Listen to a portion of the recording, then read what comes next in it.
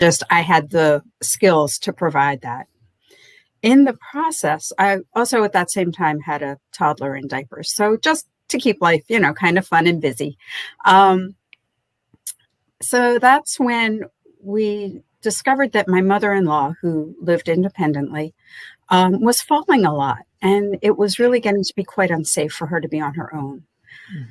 My husband took her to several doctors, neurologists. We finally got a diagnosis of supranuclear palsy, which is a particularly ugly cousin of Parkinson's disease. And she could no longer live on her own. She had to move out of her apartment. She had to be in a safe, first we tried assisted living and very quickly shifted to nursing care because it's a degenerative disease, and in this case moved very quickly. Apartment buildings don't really care what's going on in your life. They want to be able to rent that apartment. Right. So in getting all of that taken care of, so toddler in diapers, son with learning differences, involved in school, now, finding proper placement. Oh yeah, and now we have to empty out and get this apartment set in like a matter of days. In the midst of all this, I discovered that I had this lump in my neck of a swollen gland. And I would have been a very good caregiver and just soldiered on, except that it got in the way when I turned my head to look back when I backed up the car. So I went to the doc and I figured she'd give me an antibiotic and, send me on my way, zip, zap, done. That's not exactly what happened. She called me. Well, when I went to see her, she said, I'm not seeing any signs of infection. I'd like to do some blood work. So we did. And she called me the next morning, which is never a good sign. Right. And she said, either the lab really screwed up or we have a problem. I want to do your blood work again. So I went over there. We did the blood work again. And she called me the next morning and said, we have a problem. And the problem was that at the age of 42, I had developed chronic lymphocytic leukemia. What's really unusual about that statement is that it's a disease that typically hits the elderly, more commonly hits men. And I've read research on both sides, but it seems to more commonly hit people who are African American. I don't check any of those boxes. Yes. Wow. So then the question has to be, well, what's going on here? And what I figured out, although I have to say my oncologist will not say this, people in the caregiving field will. What happened is I was under a lot of stress as a result of my involvement in all these different lives. And my immune system was suppressed. And when your immune system is suppressed, things go a little wonky. Technical term, you'll catch up. And for me, that meant developing an immune system cancer. It made, in hindsight, it makes perfect sense that that's what I would get. Mm-hmm. So just to let you all know, it's the indolent form. The cancer and I will grow old together. We're fine. If you have to have a cancer, this is the one. This is the one. Yeah. I mean, I feel very fortunate. But my caregiving life went on. And in 2000, my father-in-law came to live with us. He was 90 years old. He had Parkinson's disease, congestive heart failure, diabetes, a couple of cancers, and just enough dementia to keep life interesting. So one of the elements of his dementia was that his clock was flipped and he was up at night, which of course meant that I was up at night. Mm-hmm. But I'm ahead of the game. I already see where caregiving leads us. So I know that I have to take care of myself, whatever that might mean. And so for me, what that meant was getting regular massages.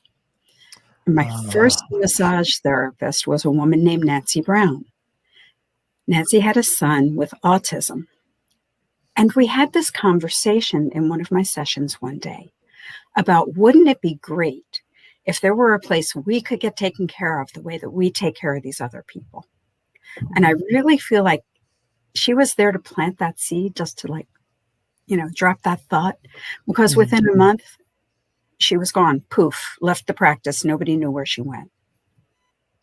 And my father-in-law lived for another 4.5 years. He died on a Tuesday.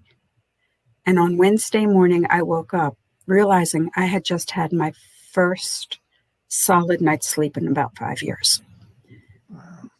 And I hadn't realized how exhausted I was. I hadn't realized what this was doing. It's like every caregiver, you do what you need to do, right? You get up.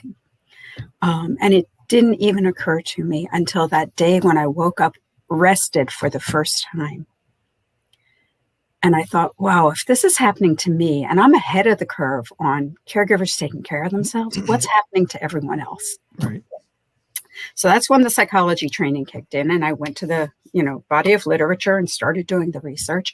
And what I found is we have known for a long time, at least since the early 90s, what caregiving does to us. Right. We have known the havoc that it wreaks on our bodies. Every article that I read, didn't matter whether it was professional or, Ladies' Home Journal, whatever it was, it didn't matter what it was, because every single one said caregivers have to take care of themselves. Sure, right. Right. And brilliant. Of Sure. But nobody was saying how. Mm-hmm. Right. And nobody was saying, and I'm going to help you. That's the piece that has been missing all along. So I felt like now that I was not so involved in actively caregiving anymore at that point in time, I felt like I had this time and space and capacity to fill that niche, to create the answer to that problem. And so that's how Nancy's House was founded. It was developed with the idea of creating the resources that caregivers need, not just to step out of their situation and get a break, as important as that is. Many places do offer that, but to give them the skills they need so that when they step back into their caregiving roles, they have ways of taking care of themselves and staying healthy and strong that they didn't have before.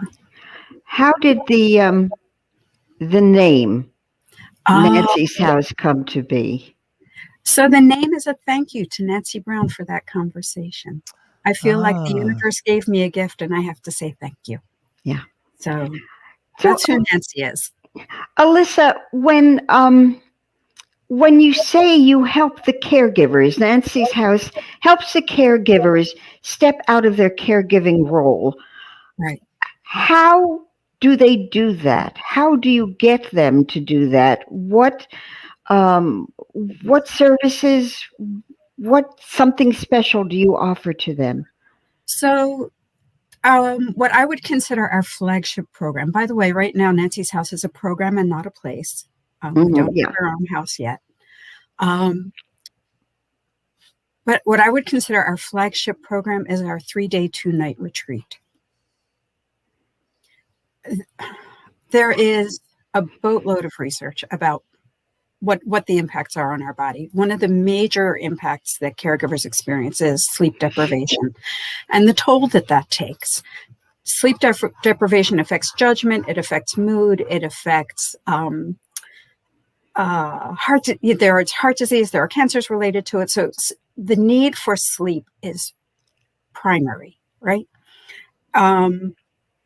One of the quotes that I took when I was doing my research was from The Cortisol Connection, or Why Stress Makes You Fat, right? By John Talbot. Yes. The back half of the book he got into trouble for because he's talking about supplements, but the front half of the book is beautifully researched and really accessible and well done. But what he says in there is a good night's sleep is going to do you more good than a lifetime of stress management classes.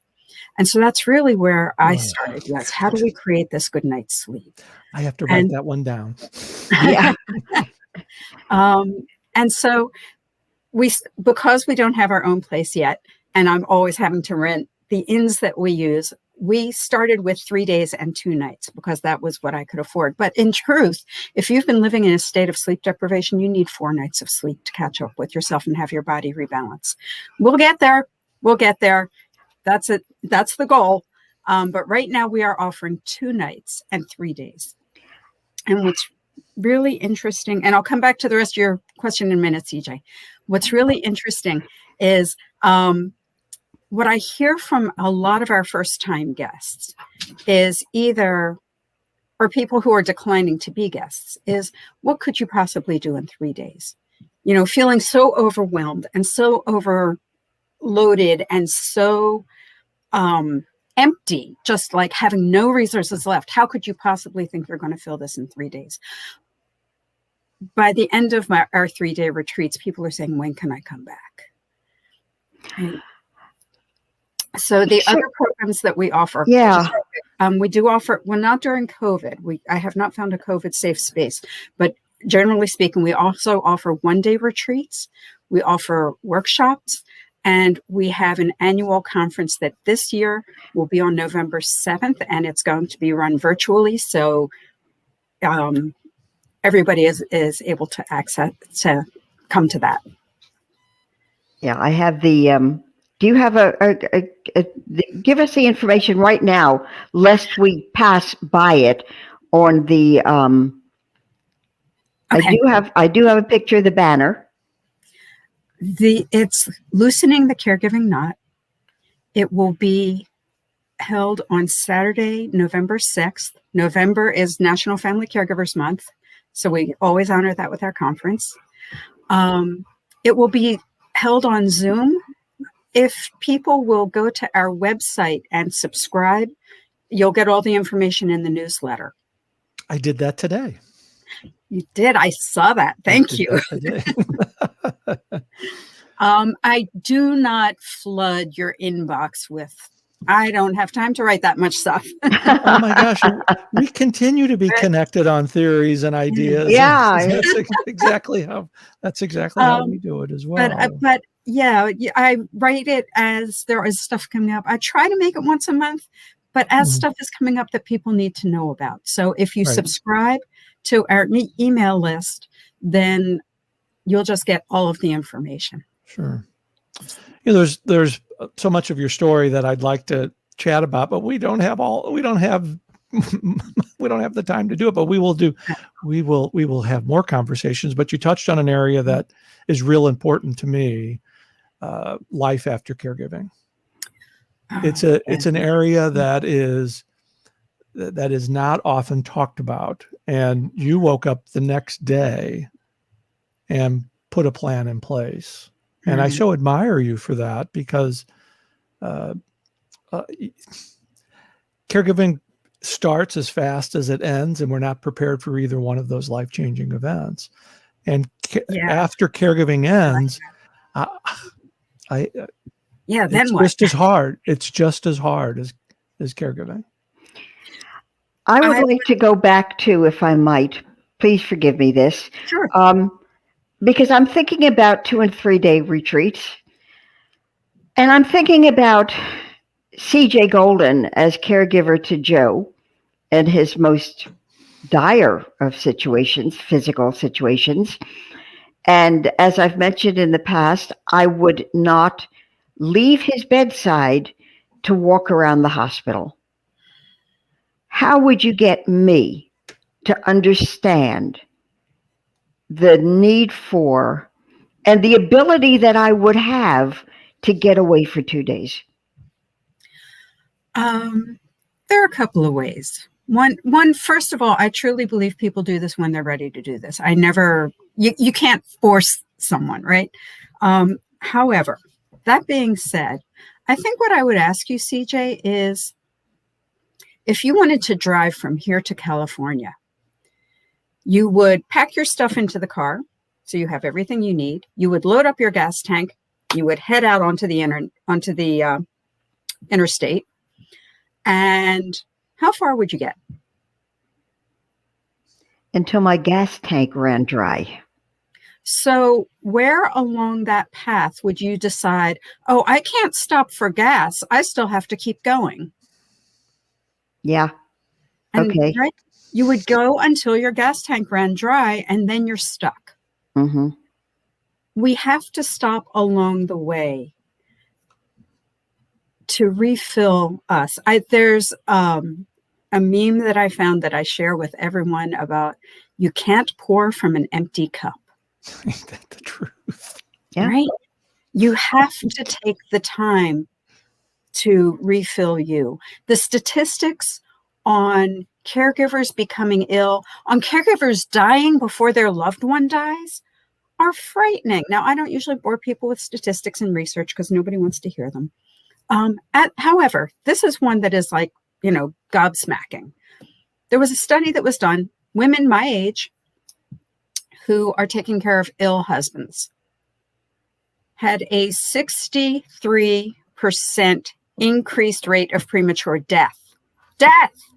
They were 2/3 more likely than their non-caregiving compatriots to die. Right. Right?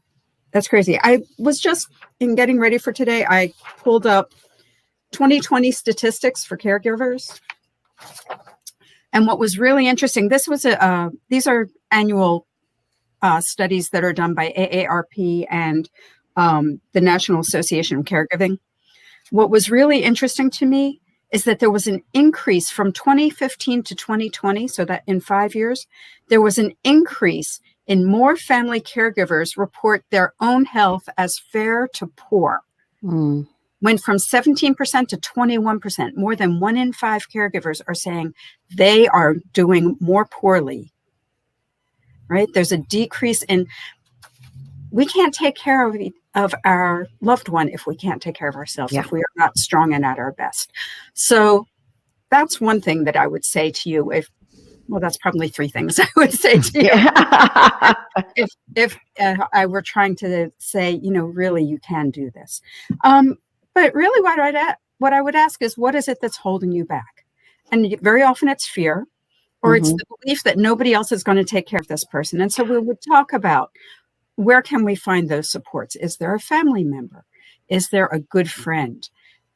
If you need a paid caregiver, do you need some help in finding that person?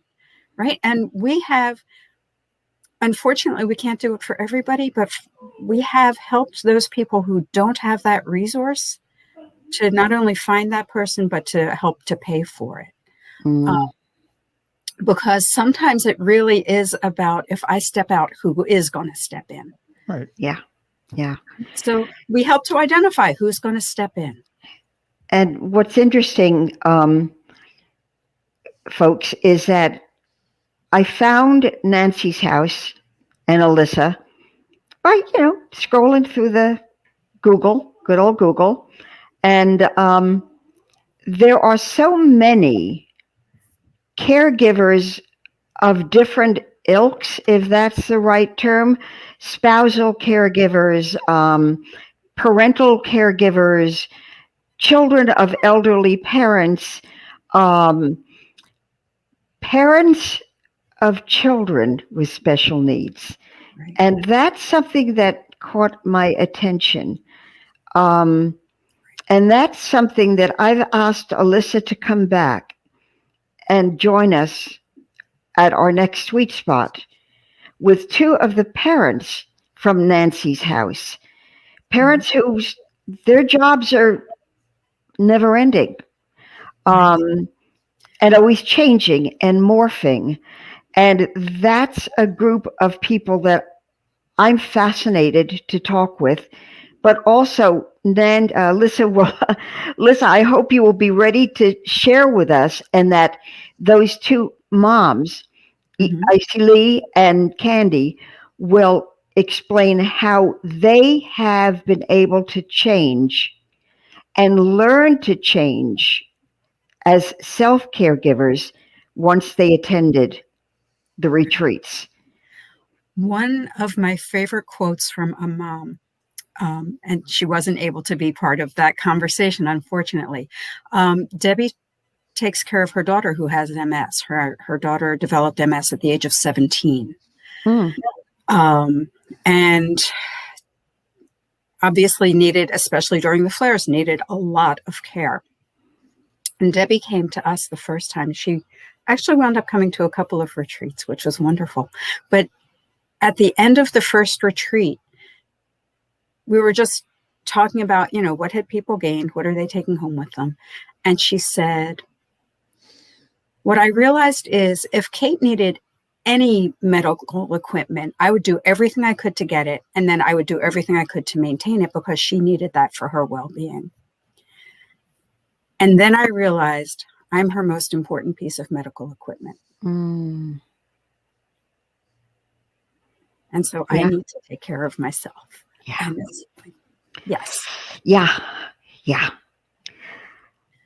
I could talk to you forever, Chris. I would suspect you feel the same way. I'm looking at the time. We're going to run a couple of minutes over, folks. I would suspect that's okay. We're getting some wonderful comments. We have Wendy Green. Remember her, folks? Quite an amazing story. Here's Candy Nixon, who you'll meet in 2 weeks. Amen for the need for sleep and realizing the need to care for ourselves. And then special needs navigator, Eric Jorgensen is, Nancy's House is a fantastic resource. Be sure to check them out. Folks, you can check it out. Contact Elissa Lewin at elissa@nancyshouse.org. Go to, here we go, nancyshouse.org. You can find her on LinkedIn. You'll find her on Twitter, her Twitter account. There's no excuse for not being able to find her. But what I found, now that we're the Caregivers Bakery, is this amazing, and some of you have received the ingredients and the recipe for these almond bars. Elissa, almonds, fresh fruit. I used maple syrup to hold it all together. Why this recipe? Why did you share this? And the recipe, by the way, folks, will be on our Facebook page right after the show is done. So the maple syrup, I combined maple syrup with others, but the maple syrup might be why it didn't hold together.